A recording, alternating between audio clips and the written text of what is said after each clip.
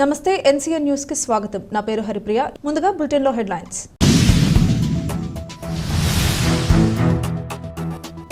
రాష్ట్ర ప్రభుత్వం 100 రోజుల పాలనలో సంక్షేమ అభివృద్ధి కార్యక్రమాలు ప్రజలకు వివరిస్తాం. Rajamahendravaram city MLA Adireddy Srinivas. రాష్ట్ర ప్రభుత్వం 100 రోజుల పాలనలో ప్రజా ప్రయోజనాలు కోరుతూ అమలు చేసిన సంక్షేమ అభివృద్ధి కార్యక్రమాలను ప్రజల వద్దకే వివరించడమే లక్ష్యమని సిటీ ఎమ్మెల్యే ఆదిరెడ్డి వాసు అన్నారు. రాజమహేంద్రవరంలోని స్థానిక బొల్లినేని హాస్పిటల్ సమీపంలో తాడితోటలో 7, 8, 13, 14, 15 డివిజన్లలో నిర్వహించిన ఇది మంచి ప్రభుత్వం కార్యక్రమంలో శాసనసభ్యులు ఆదిరెడ్డి వాసు ప్రజానాయకులు అధికారులతో కలిసి పాల్గొన్నారు. ఈ సందర్భంగా ఆయన మాట్లాడుతూ రాష్ట్ర ప్రభుత్వానికి ఆర్థిక ఇబ్బందులు ఉన్నప్పటికీ ప్రజలకు ఇచ్చిన మాటను నిలబెట్టుకుందని అన్నారు. ప్రజలకు సంక్షేమ కార్యక్రమాలు చేపట్టాలని, అదేవిధంగా ప్రజలకు ప్రభుత్వం తరపున లబ్ధి చెందే ఎటువంటి సంక్షేమ కార్యక్రమం అయినప్పటికీ ప్రజలకు అందే విధంగా చేయాలని తెలియజేశారు. గడిచిన 100 రోజుల కాలంలో ప్రభుత్వం పింఛన్ల పెంపు, అన్నదాత బకాయి చెల్లింపు, ల్యాండ్ టైటిలింగ్ యాక్ట్, అన్నా క్యాంటీన్, పంచాయతీ నిధుల కేటాయించుట, మెగా డిఎస్సి, క్యూఆర్ కోడ్ ద్వారా ప్రజల అభిప్రాయాలను తెలుసుకోవడం జరుగుతుందన్నారు. ప్రజలకు సమస్య ఏదైనప్పటికీ ప్రభుత్వం వారికి అందుబాటులోనే ఉందని తెలియజేశారు. ఏ విధమైన ఇబ్బంది వచ్చినప్పటికీ వాటిని పరిష్కరించే దిశగా సత్వర చర్యలు తీసుకోవడం జరుగుతుందన్నారు. ఈ కార్యక్రమంలో అడిషనల్ కమిషనర్ పిఎం సత్యవేణి, స్థానిక నాయకులు కె నవీన్, వేణుగోపాల్, ఎన్డీఏ కూటమి నాయకులు, అధికారులు తదితరులు పాల్గొన్నారు. గత ఎన్నికల్లో భవానీ గారు ఎమ్మెల్యేగా ఉన్నప్పుడు వాసు గారు నగరం అంతా తిరిగి ప్రతి ఒక్క కార్యకర్తని కూడా ఎంతో దాంట్లో చట్టబద్ధత తీసుకురావాలి. దాంట్లో ప్రభుత్వం ఏ విధంగా ఇల్లులు కట్టాలన్న దాని మీద ఆలోచించాలి. ఇవన్నీ చెయ్యాలి అని అంటే తక్కువలో తక్కువ 2-3 నెలలు పడుతుంది.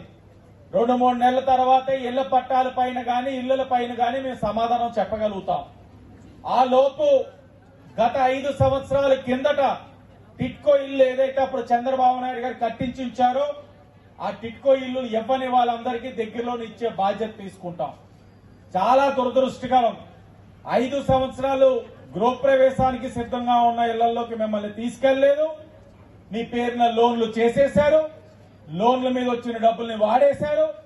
అక్కడ మౌలిక వసతులు కల్పించలేదు. బ్యాంకులు ఈఎంఐలు మొదలైపోయినాయి. అన్ని బాధలే. ఎక్కడికి వెళ్తే అక్కడ అన్ని బాధలే. ఈ 5 సంవత్సరాలు ఒక్కటి కూడా ఆలోచనతో చేయలేదు వైసీపీ వాళ్ళు. దాని మూల్యం వాళ్ళు చేసిన 10 లక్షల కోట్ల అప్పు, ఎక్కడికక్కడ వ్యవస్థలన్నీ కూడా అస్తవ్యస్తం చేసేసి ఈ రోజు మా చేతికి అప్పచెప్పారు. ఒక్కొక్కటిగా సరి చేసుకుంటూ వస్తా ఉన్నాం. పెన్షన్లు ఇవ్వడమే పెంచడమే కాదు, వాళ్ళ మాదిరిగా 250 రూపాయలు పెంచడం కాదు. ఇచ్చాం, 1000 రూపాయలు పెంచుతామన్నాం, 1000 రూపాయలు పెంచిచ్చాం. కొత్త పెన్షన్లు గత 5 సంవత్సరాలు ఏనాడు ఇవ్వలా.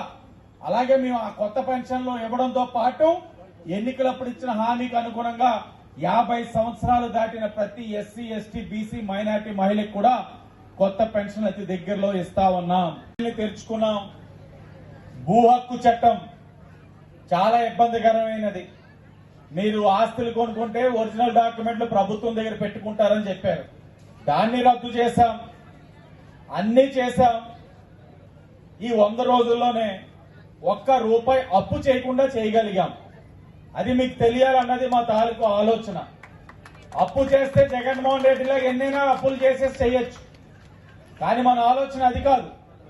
అప్పు చేయకుండా సంపద సృష్టించి మీకు సంక్షేమం ఇవ్వాలని.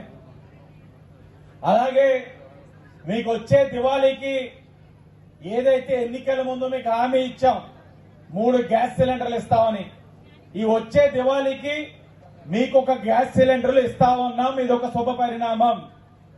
అలాగే మిగతా 2 గ్యాస్ సిలిండర్లు కూడా అతి దగ్గరలో ఇస్తామని కూడా మీకు హామీ ఇస్తా ఉన్నాం.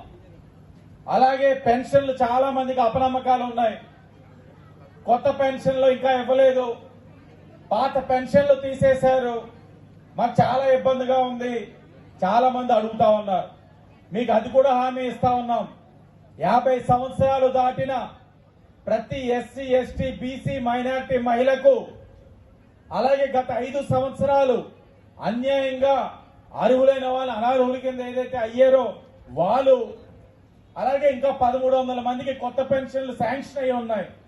ఇవన్నీ కూడా 2-3 నెలల్లోనే మీ అందరికీ కూడా కొత్త పెన్షన్లు ఇస్తామని కూడా హామీ ఇస్తా ఉన్నాం. అలాగే కొత్త రేషన్ కార్డులు ఇస్తాం. అలాగే అర్హులైన వాళ్ళందరికీ ఇళ్ల పట్టాలు ఇస్తాం. మరి గతంలో ఇళ్ల పట్టాలు ఇచ్చారు, దాని పరిస్థితి ఏంటని మీరు అడగచ్చు. గతంలో ఇచ్చిన ఇళ్ల పట్టాలు సమస్య ఏంటన్నది ఇంకా మేమంతా దృష్టి సారించాం.